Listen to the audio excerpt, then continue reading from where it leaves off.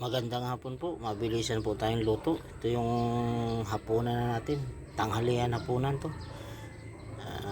Nakatulog tayo, ayan, nagbumili tayo ng 2 pirasong hasa-hasa. Ayan, kinamatisan lang natin at ayan, magic sarap at siling green. Ayan, at ayan, luto na ang ating tanghalian hapunan yan mga guys. Mabilisan lang luto natin. Ayan, kamatis at nakabili tayo ng ating paboritong gulay, alokbati. Ayan ang lagi kong binibili dahil fiber yan mga guys, yung fiber na gulay. Ayan, ilalagay na natin yung alokbati. Ayan, ilagay na natin. Mabilis lang maluto yan. At ayan, ang mahalaga dito sabaw mga guys. At ayan, yung 2 piraso pala yan na hasa-hasa mga guys, 73 na yan. Nabili natin dito sa may Talipapa. Mahal talaga na isda yan guys, yung hasa-hasa. 300 kilo pala yan. Ewan ko lang sa iba kung magkano. Ayan, masarap yung sabaw guys. Talagang simpleng luto lang na talaga.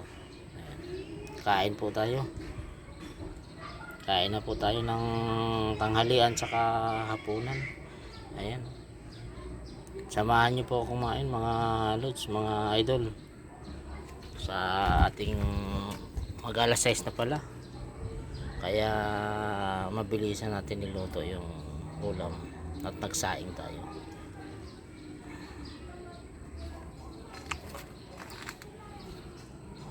Ayan, talagang gutom na gutom, pawis. At mabilis lang lutuin yan guys, yung isda na yan. Ayan po, kain po tayo.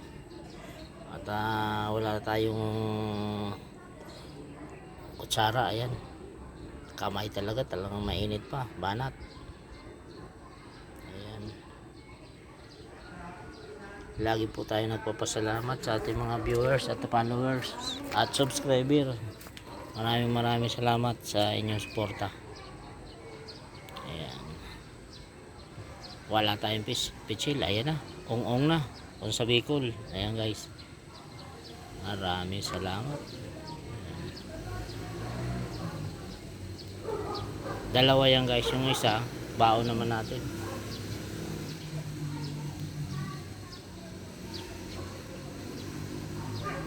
Malaga talaga guys yung sabaw, masarap yung sabaw niya guys. Ayan,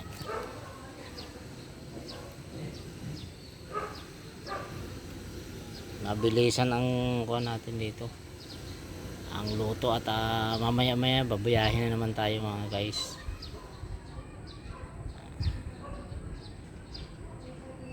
Maraming salamat ulit sa ating mga viewers at followers at subscriber atin. Laging pinapasalamatan natin.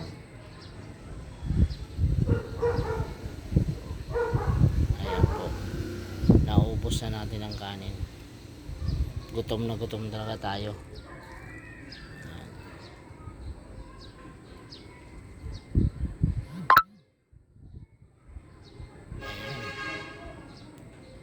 Hanggang sa muli mga lods, maraming salamat ulit. Thank you.